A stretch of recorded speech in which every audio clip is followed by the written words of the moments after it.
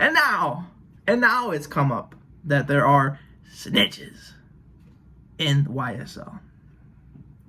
Fellas, I cannot believe what I'm reading, right? What is up, everybody? It's Drip Club. It's Drip Club. It's Drip Club.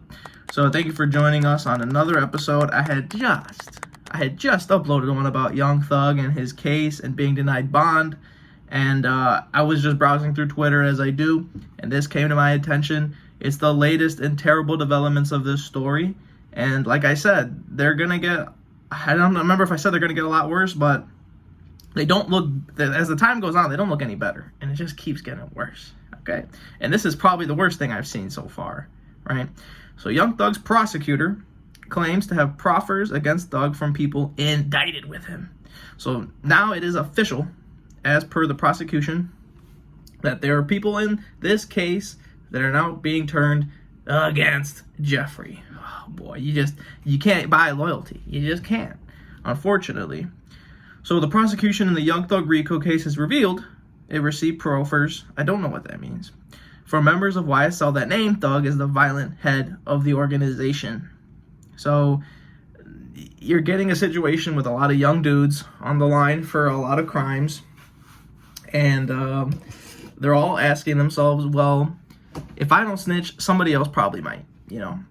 And rather than try to face the case clean, you know, without cooperating, it's just kind of unrealistic at this point because there's so many of them. There's 28, and they have their whole lives ahead of them. And now you have Young Thug, who's an easy target to put the blame on. I'm not saying the blame isn't or is his. I'm just saying it's easier time putting it on him, and everybody would like to see that, you know, who's involved in that case.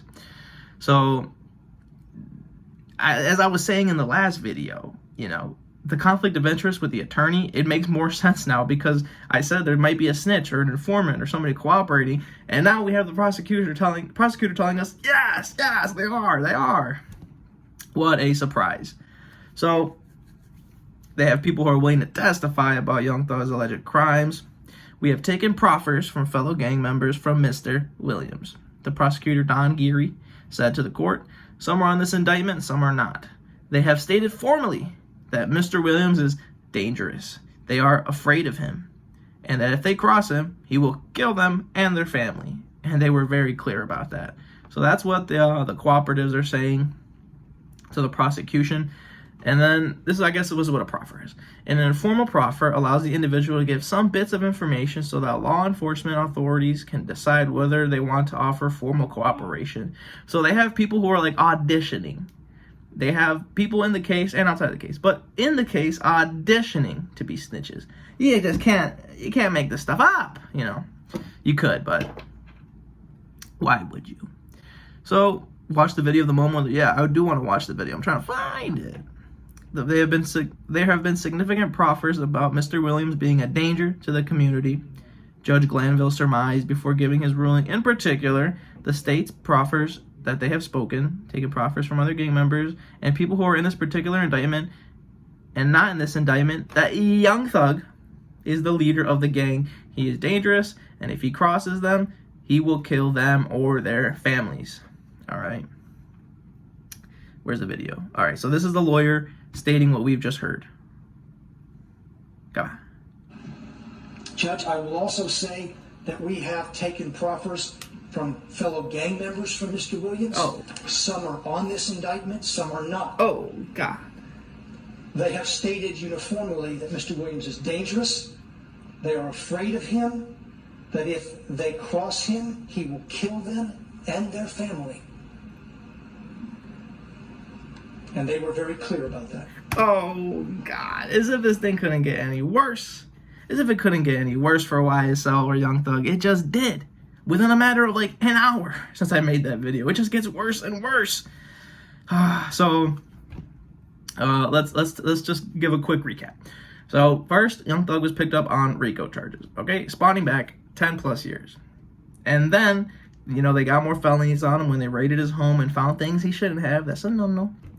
And then he's now facing, his bond got denied till 2023. He's not getting out of jail till 2023, ladies and germs.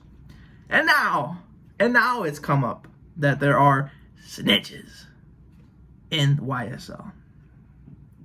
Fellas.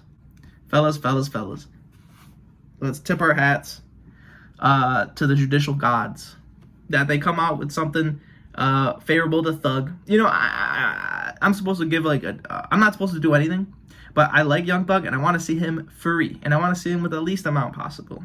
And this does not help the situation at all. This actually just makes it far worse, because now Young Thug can't depend on anything that may or may not have happened in secret or not within the crew to be brought up to light. Now his team has to prepare for stuff that they weren't even really getting ready for, because now they got to worry about everything else shady that they did that hasn't come out yet, you know?